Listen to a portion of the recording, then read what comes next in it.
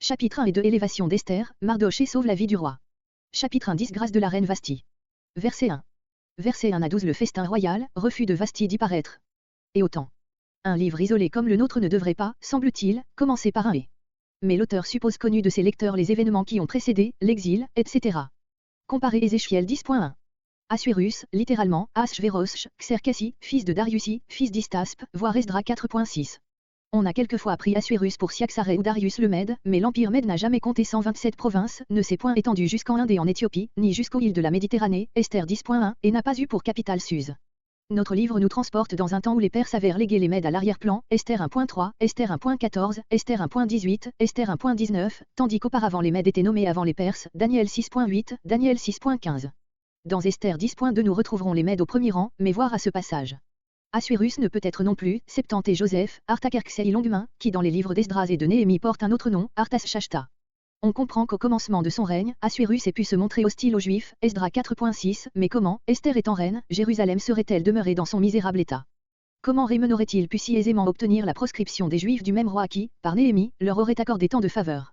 Ce que notre livre raconte d'Assuérus rappelle tout à fait ce que nous savons par l'histoire profane du tyran fastueux, voluptueux, irréfléchi, bizarre, qui s'appelle Xerxès. Il a régné de 485 à 465. Le grand festin, par la description duquel s'ouvre notre livre, répond bien à ce qu'Hérodote nous dit, Esther 7.8, de la grande réunion à Suse, la 3e année de son règne, de tous les personnages les plus distingués de la Perse, et si Esther n'est choisie que la 7e année, c'est que les guerres contre les Grecs sont survenues entre deux. La bataille de Salamine a eu lieu en 480. Dans les inscriptions cunéiformes, Xerxès est appelé Xagiaersa, nom qui signifie, comme Hérodote le dit déjà, homme martial, puissant, belliqueux. De l'Inde jusqu'à l'Éthiopie. Hérodote, 7, 9, cite aussi les Indiens et les Éthiopiens parmi les peuples soumis à Xerxès. Cyrus avait porté ses armes jusqu'aux confins de l'Inde, mais ce n'est que Darius qui en annexa une partie à l'Empire. Quant à l'Éthiopie, Xerxès, dès le commencement de son règne, fit contre les Égyptiens révoltés une expédition qui rétablit la domination perse sur la vallée du Nil. Hérodote, 7, entre 65 et 69, décrit l'uniforme des Indiens et des Éthiopiens qui figuraient dans les rangs de l'immense armée de Xerxès. C'est ici, avec Esther 8.9, la seule mention de l'Inde dans l'Ancien Testament. En hébreu Odou, en arabe Inde, en perse Idéou, en syrien Andu, en sanskrit Sinze, pays de l'Indus. Le mot Indus lui-même signifie le fleuve. 127 provinces. Il y en avait 120 sous Darius le Mède, Daniel 6.1. Ne pas confondre ces provinces avec les gouvernements d'Hérodote 3, 89, qui étaient au nombre de 20 sous Darius, fils d'Istaspe et dont chacun renfermait plusieurs provinces. Verset 2. Assis sur son trône, dans tout l'éclat de sa magnificence royale. Sur les monuments, les rois de Perse sont toujours, même en voyage et à la guerre, représentés assis sur des sièges élevés et nous savons par Hérodote, 7, 212 et par Plutarque, vie de Thémistocle, 43, que Xerxès dirigea les deux batailles des Thermopyles et de Salamine du haut de son trône. Voir aussi Hérodote 7, 44. Suse la forteresse. Voir Néhémie 1.4. Cette capitale du pays d'Élam ou de la Susiane, à l'orient de la Chaldée et au nord de l'extrémité du golfe Persique, avait été détruite par les Assyriens en 615. Elle renaquit de ses cendres sous Darius, qui résolut d'y transporter le siège de son empire. Il y installa de nombreux esclaves qui la rebâtirent en exploitant comme carrière les murs des anciennes maisons. Peu d'années suffirent pour qu'elle redevint une brillante capitale. Dans ces palais, auxquels chaque nouveau souverain devait ajouter un palais nouveau, se plurent à résider tous les princes achéménides. Alexandre le Grand y trouva, avec des richesses inouïes, des vases d'or dans lesquels on conservait, pour indiquer l'immense étendue de l'Empire perse, de l'eau du Danube et de l'eau du Nil. La forteresse et la résidence royale s'élevaient sur un monticule qui dominait au loin la plaine, à ses pieds et dans la direction de l'Orient s'étendait la ville, construite de briques séchées au soleil. Verset 3.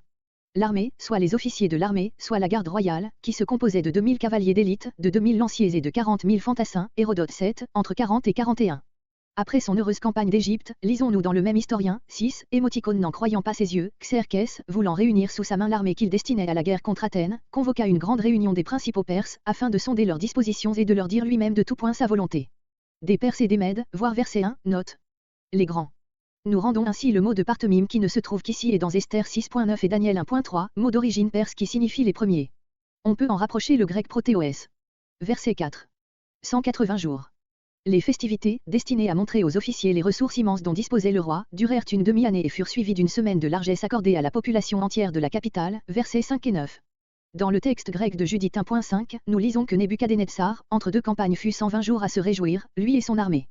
Hérodote, I. 126, parle d'un repas offert par Cyrus à tous les Perses et d'après Ctésia les derniers monarques perses avaient en temps ordinaire 15 000 personnes à leur table.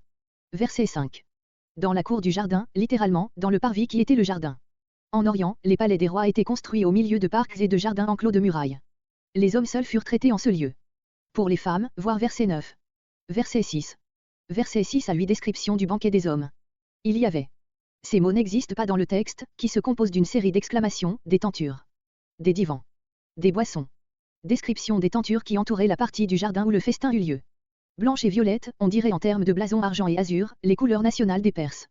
Des divans d'or et d'argent, des lits, non pas recouverts d'étoffes tissées de fils d'or et d'argent, mais, d'après Hérodote 9, 82, dans la structure desquels entraient de l'or et de l'argent. Xerxès et ses généraux en emportèrent avec eux dans leur expédition contre les Grecs et ces derniers en prirent plusieurs. Il faut lire tout ce passage dans Hérodote. Pausanias s'étant rendu maître du camp de Mardonius, général de l'armée de Xerxès, ordonna aux cuisiniers de ce général de leur préparer à dîner comme pour Mardonius. Il fut obéi, mais quand il vit la magnificence des lits, des tables d'or et des coupes de la même matière et des chariots chargés de chaudières et d'autres vaisselles d'or et d'argent, il ne put s'empêcher de se récrier sur la folie des Perses, qui, n'étant point contents de tant de richesses et de tant de biens, venaient faire la guerre à des peuples qui vivaient pauvrement. D'après Ctésia, Sardanapale avait 150 lits et 150 tables d'or, dont il brûla un certain nombre avec lui. Marbre vert, blanc, une mosaïque. Verset 7. Le mot rendu par festin au verset 5 signifie proprement une fête où l'on boit, aussi les boissons sont-elles seules mentionnées ici. Verset 8. Et ordre était donné, littéralement, et le boire était selon l'ordre, point de pression. Ordinairement, il y avait un major de table, au commandement duquel il fallait boire. Mais en ces jours-là, lisons-nous dans Joseph, Antiquité 11, 6, le roi ordonna à ses officiers de ne contraindre personne de boire selon la coutume des Perses, mais de laisser chacun dans la liberté d'en user comme il voudrait. Jésus Sirach fait allusion à la coutume des rois des festins, Siracide 32.1. Selon la volonté de chacun, des conviés. À la veille d'une grande guerre, le roi cherche à capter la bonne volonté de ses sujets. Au reste, chacun avait la liberté de boire autant qu'il le voulait. Verset 9. Vasti, en perse Vaisti, la meilleure, la plus belle ou la très belle. Le palais royal fut mis à sa disposition pour ce festin. La seule épouse de Xerxès connue par l'histoire profane est Amestrie, Hérodote 7, 61, 82, sa cousine Germaine, dont le père, Otan est, un des principaux généraux perses, était un frère de Darius, elle avait épousé Xerxès avant la guerre contre la Grèce, ses 3 fils prirent part à cette expédition et étaient des hommes faits lors de la mort de leur père. Il ne peut donc en aucun cas être question de l'identifier avec Esther. Quant à notre Vasti, il faudrait, si on veut l'identifier avec elle, admettre que ce nom de Vasti n'est qu'un surnom et qu'elle est rentrée en grâce vers la fin de la vie de Xerxès, Hérodote 9, 111. Le même historien, 9, 108 et suivant, parle des désordres auxquels se livra Xerxès après sa malheureuse expédition. Aurions-nous là une allusion à ce qui sera raconté Esther 2.2, Esther 2.3, Esther 2.19. Verset 10. Le 7e jour, le dernier. Égayé par le vin. Même expression que 2 Samuel 13.28. Sur les excès de boisson des Perses, voir Hérodote 133 et Xénophon, Syropédie 8, 8, 10. Les 7 eunuques. Le nombre 7 avait une valeur particulière aux yeux des Perses, verset 14, Esdras 7.14. Verset 11. Diadème, un haut turban se terminant en pointe. Verset 12. Quand on a lu Hérodote 18, on comprend ce refus, Candole, roi de Lydie, qui veut faire admirer la beauté de sa femme, la montre nue à son serviteur Sigé. Cr. Verset 13. Verset 13 à 22 disgrâce de la reine. Aux sages, astrologues et mages. Comparez la réponse de Daniel 2.28, il y a vraiment dans les cieux. D'autres prétendent que l'astrologie n'était point pratiquée en Perse et qu'il s'agit ici d'hommes versés dans l'histoire et les coutumes des anciens temps. La suite du verset est favorable à ce dernier sens. Était porté, devait être porté. Ceci explique pourquoi le roi n'a pas, de son chef, sévi contre Vasti. Verset 14. Et les plus rapprochés. Le roi ne pouvait pas consulter directement l'ensemble des sages, tous ceux qui connaissaient, verset 13. Tout devait passer par les princes qui, seuls, voyaient la face du roi. Il y en avait 7, voire verset 9, Esther 2.9 et Esdras 7.14. Au-dessous du grand vizir il y avait une sorte de conseil permanent, dont les membres étaient de véritables ministres. Ils tenaient le premier rang dans l'empire après le roi et administraient, conjointement avec lui et sous sa direction, les affaires générales. Le Normand, Histoire ancienne de l'Orient, 6, page 58. Sur l'origine de ce conseil, voir Esdras 7.14, note. Verset 15. Que le roi Assuérus. On s'attendrait à la première personne, que je lui ai donnée. Mais nous avons ici une consultation officielle et qui a passé par un secrétaire. Par les eunuques, voir verset 12. Sa résistance a eu des témoins. Verset 16. Et Mémucan. Le texte porte ici Mumécan. Il serait aventureux de déterminer l'étymologie de noms aussi variables.